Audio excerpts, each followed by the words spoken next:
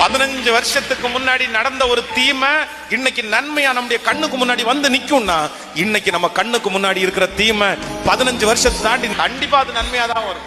So அதனால ரொம்ப போட்டு வருத்தாதீங்க. ஐயோ ஆண்டவரே என்ன தண்டிச்சிருவாரா, உடைச்சிருவாரா? உண்மைதான். நமக்கு இப்போ பாவம் செய்யாதீங்கன்னு ஏன் சொல்றோம்? அங்க ஒரு தீ இருக்குது, ஒரு குழந்தை விளையாண்டே இருக்குது. அவன் போய் கையை வைக்க போகும்போது நம்ம சொல்றோம், டேய் அங்க தீ இருக்குடா, கை வைக்காதேன்னு சொல்றோம். எதுக்கு சொல்றோம்?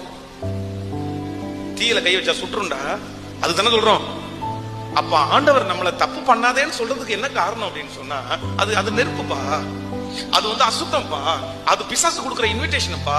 நீ அந்த மாதிரி போய் மாட்டிக்கிட்டேன்னா அவன் தனக்கு உரிமை பாராட்டிக்குவான். அதனால நீ தப்பு பண்ணாத. வாலிப தம்பி தங்கச்சியை பார்த்து நீ அப்படி பண்ணாத, நீ அப்படி பண்ணாத, ரொம்ப நேரம் போன் யூஸ் பண்ணாத, நீ யாருக்குமே எஸ்எம்எஸ் பண்ணாத, நீ ஓவரா பேசாத, இந்த மாதிரி எல்லாம் சொல்றதுக்கு என்ன காரணம்னா உன் மேல வெறுப்பு இல்ல. ஏன் அப்படின்னா நீ விழுந்துடாத. அந்த மாதிரி ஒரு பிரச்சனைக்குள்ள நீ போய் ஸ்டார்ட் பண்ணிட்டேன்னா ஆரம்பிக்கும் போது ஈஸியா இருக்கும், ஆனா அது ஒன்னால கண்டினியூ பண்ண முடியாது. நீ ஆண்டவருடைய பிள்ளை, நீ எப்படி கண்டினியூ பண்ண முடியும்? நீ உலகத்தினுடைய பிள்ளை அல்ல. நீ உலகத்தான மாதிரி உன்னை மாத்திக்க முடியாதுப்பா.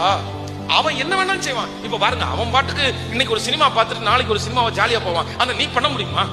ஒரு சினிமாவை பார்த்து வந்த உடனே உனக்கு மனசாட்சி உறுத்தாது.